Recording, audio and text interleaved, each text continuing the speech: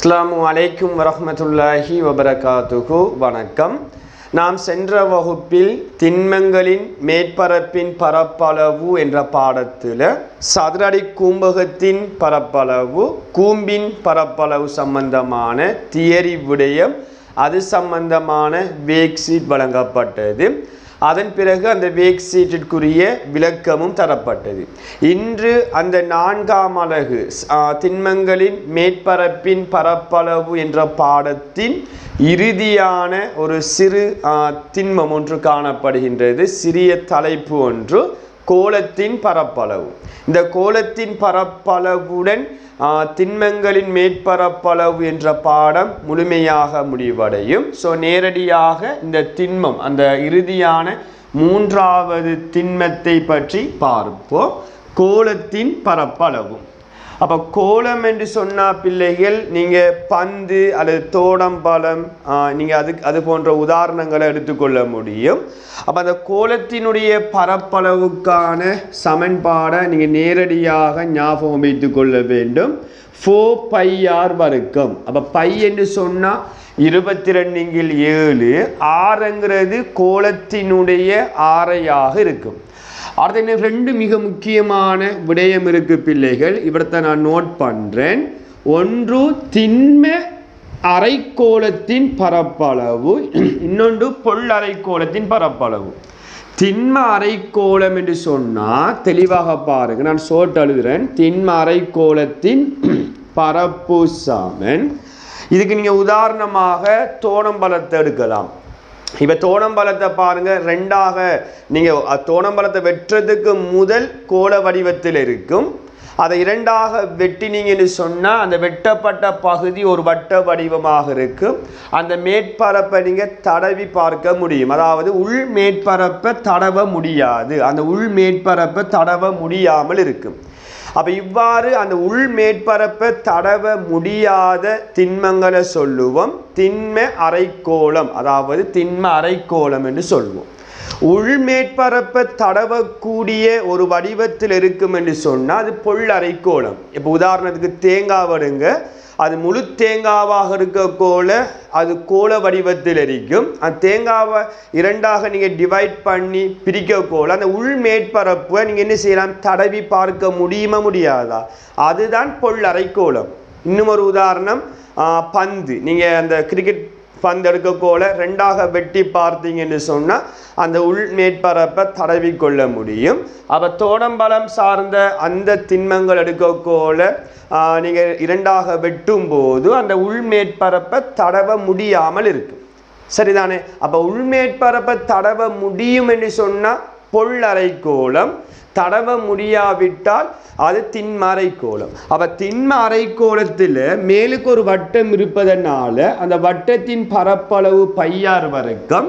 அப்போ இந்த அரைக்கோளத்தில் பரப்பு தெரியும் உங்களுக்கு, முழுக்கோளம் 4πr வர்க்கம் என்று சொன்னால் அரைக்கோளம் 2πr வர்க்கம். அப்போ 2 மேற்பரப்பு உங்களுக்கு தென்படும். அந்த 2ஐயும் சேர்த்து நீங்கள் கூட்டும் போது திண்ம அரைக்கோளத்தினுடைய பரப்பு 3πr வர்க்கம். கட்டாயம் ஞாபகம் வைத்து கொள்ள வேண்டும், திண்ம அரைக்கோளத்துக்கு மட்டும். அதே போன்று அடுத்தது பொல்லறைக்கோளம்.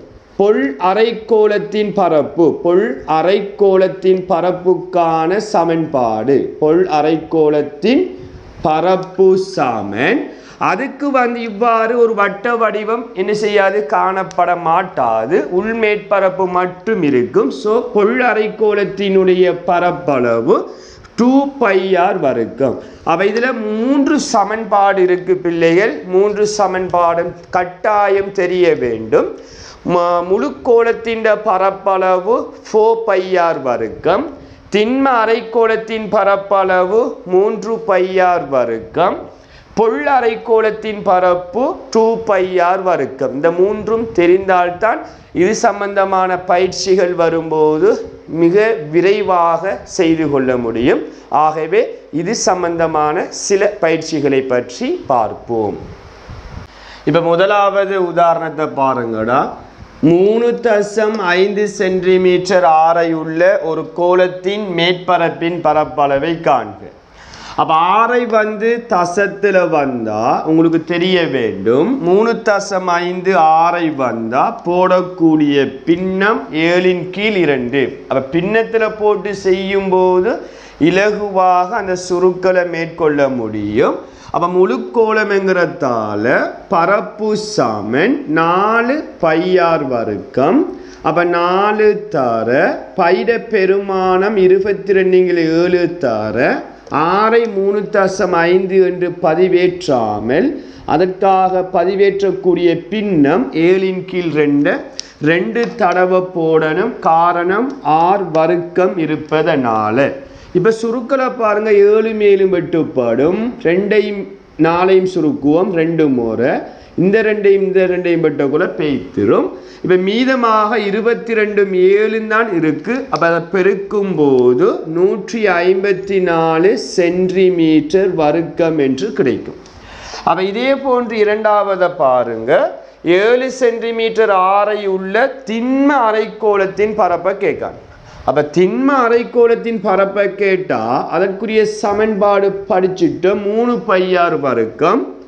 அப்போ 3 தர 22/7 தர 6ஐ 7 ஸோ அதை 2 தடவை போட வேண்டும். அப்போ 7 மேலும் வெட்டுப்பட்டா 3 22ஆல் பெருக்கின 66 அதை 7ஆல் பெருக்க வேண்டும். அப்போ 7 தர 6 42 2 போட்ட 4 மிச்சம் 7 6 42 4 46 ஸோ 462 சென்டிமீட்டர் வர்க்கம் என்று கிடைக்கும். அப்போ இவ்வாறு தான் ஃபர்ஸ்ட் டைமில் இந்த திண்மம் சார்ந்த பயிற்சிகள் இடம்பெறும். இறுதியான சில பயிற்சிகளை பற்றி பார்ப்போம். இப்போ தொடர்ச்சியான மூன்றாவது உதாரணம் 7 சென்டிமீட்டர் ஆரையுள்ள பொல் அரைக்கோளத்தின் பரப்பளவை காண்க. அப்போ பொல் அரைக்கோளம் என்று சொன்னால் உங்களுக்கு தெளிவாக சொல்லியிருப்பேன். அதற்குரிய சமன்பாடு 2 πr வர்க்கம். அப்போ 2 தர பையின் பெருமானம் 22/7 6ஐ 7 சென்டிமீட்டர். அப்போ 7 2 தடவை போட்டு பெருக்கும் போது இப்போ சுருக்களை பார்த்தீங்கன்னு சொன்னால் 7 மேலும் வெட்டுப்படும். இனி சுருக்களுக்கு ஒன்றும் இல்லை. 2 22ஆல் பெருக்கினா 44 அந்த 44 அங்கே 7 ஒன்று இருக்குது. அப்போ 7ஆல் பெருக்கும் போது 7 4 28 2 மீதி 7 4 28 2 30 ஸோ 308 சென்டிமீட்டர் வர்க்கம் என்று ஆன்சர் கிடைக்கும். இதே போன்று இறுதியான உதாரணத்தை பாருங்கடா.